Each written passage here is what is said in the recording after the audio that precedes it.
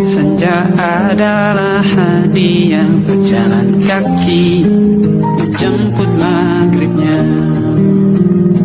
Selalu ada Baiklah, sebelumnya apa keluhannya? Jadi di sini adik saya ada keluhan terasa bengkak di area lehernya. Iya, nggak nyaman di sini. Oke, baiklah, kita akan periksa dulu ya. Mencuci tangan dengan 6 langkah, telapak tangan, punggung tangan, sela-sela jari, gerakan mengunci, ibu jari, ujung kuku. Tidak lupa menggunakan masker dan handscoon. Baiklah, di sini saya akan melakukan pemeriksaan yaitu di bagian leher dan servikal. Baiklah adik, di sini saya akan memeriksa leher adik apakah ada kelenjar atau benjolannya. Izin ya. Posisi pemeriksa dan pasien itu harus sejajar.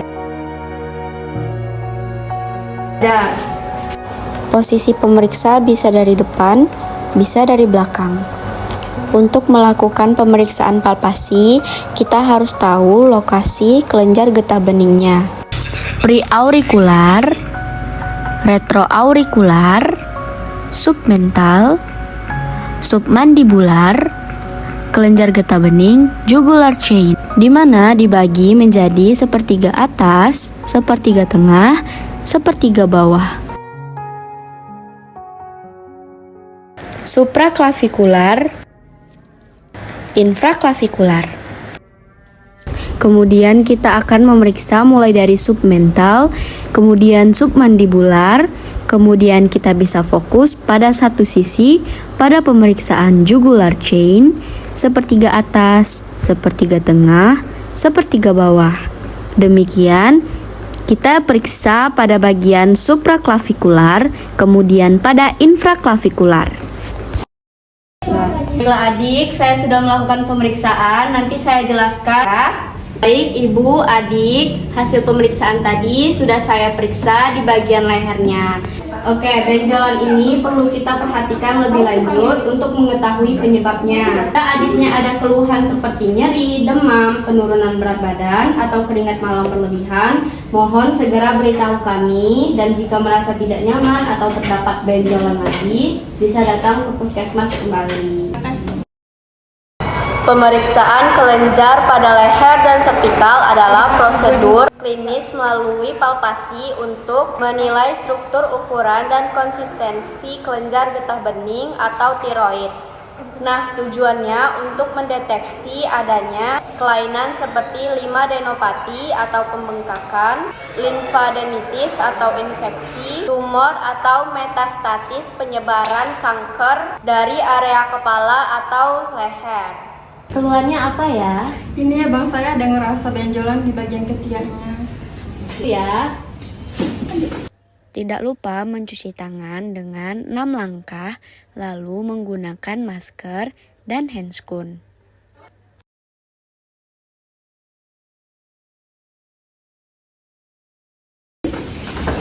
Pintunya boleh dibuka dulu ya. Di sini saya melakukan pengecekan kelenjar getah bening pada bagian aksila. Yang diperiksa adalah kelenjar getah bening neurovaskular bandel. Pemeriksaan dimulai dari bawah aksila diteruskan sampai ke atas apeks aksila, dan juga diperiksa bagian posterior dan juga bagian neurovaskular bandel. Setelah selesai, saya akan menjelaskan di sana. Boleh dipasang lagi bajunya? Baiklah, pemeriksaan pada aksila telah selesai. Tidak adanya pembengkakan pada bagian aksila. Katakan lagi, bahkan jangan dipegang-pegang. Atau menurut rasa tidak nyaman, silakan periksa lagi ke puskesmas. Pemeriksaan kelenjar getah bening aksila adalah evaluasi fisik atau pencitraan pada ketiak untuk mendeteksi pembengkakan, infeksi, atau penyebaran sel kanker. Tujuannya adalah untuk mendiagnosis stadium kanker payudara, menilai resiko kekambuhan, dan menentukan strategi pengobatan yang tepat. Baik Ibu ada apa ke sini? Saya mengeluh kesakitan di tangan kirinya. Udah berapa lama Ibu? Udah 2 minggu. Oh, oke. Baik Adik Raka, boleh berdiri dulu. Nanti kita periksa ya. Nanti duduk dulu di bed itu. Nanti saya siapkan alatnya dulu ya. Mencuci tangan dengan 6 langkah menggunakan aseptik atau hand sanitizer. Lalu menggunakan masker dan handscoon. Oke baik Dik, jadi di sini saya akan meriksa siku adik yang tadi adik keluhin, katanya merasa tidak nyaman ya. Nah, sekarang boleh duduk arah kakinya ke sini dulu. Saya izin untuk membuka lengan bajunya ya, nanti kita gulung. Tangannya dilurusin aja nggak apa-apa. Jadi di sini kita akan meriksa dari ujung jari sampai ujung sikunya, apakah simetris atau tidak. Boleh diangkat kedua tangannya, Dik. Nah, ya di sini simetris ya. Selanjutnya boleh sikunya ditekuk ke sini. Boleh Pak, kancingnya Dekatkan, Dik. Nah, kita mulai meraba apakah ada benjolan atau tidak. Dengan gerakan memutar sambil diraba ada benjolan atau tidak di area sikunya.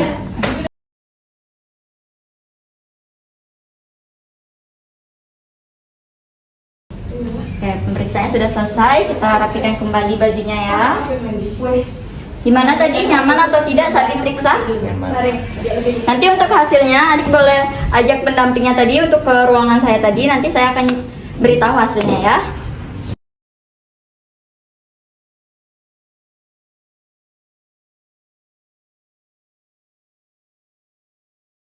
Baik, jadi untuk hasil pemeriksaan tadi yaitu saya meraba adanya sedikit pembengkakan atau kelenjar getah bening yang teraba di area siku. Namun, adik jangan panik dulu ya.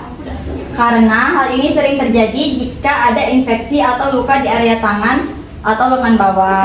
Oke, untuk sementara saya minta tolong ke kakaknya untuk bantu adiknya untuk mengistirahatkan dulu lengan dan hindari menekan benjolan tersebut. 2 atau 4 minggu bengkaknya tidak mengecil atau justru membesar, segera ke puskesmas lagi ya. Terima kasih ya Sus. Ya. Hati-hati di jalan ya. Kesehatan. Nah, jadi di sini saya akan menjelaskan mengenai palpasi epitoklea. Palpasi epitoklea ini adalah pemeriksaan fisik berupa perabaan di area medial siku sekitar 3-4 cm di atas epicondylus medial untuk mendeteksi keberadaan atau pembesaran kelenjar getah bening. Nah, tujuan dari pemeriksaan palpasi pada epitoklea ini adalah untuk mencari keberadaan limfadenopati epitoklea yang secara klinis menandakan adanya gangguan imunologis, infeksi distal pada ekstremitas atas, atau penyakit sistematik. Karena pada kondisi sehat, kelenjar ini seharusnya tidak teraba. Never leave, never mind. A field of dreams engulfed in fire.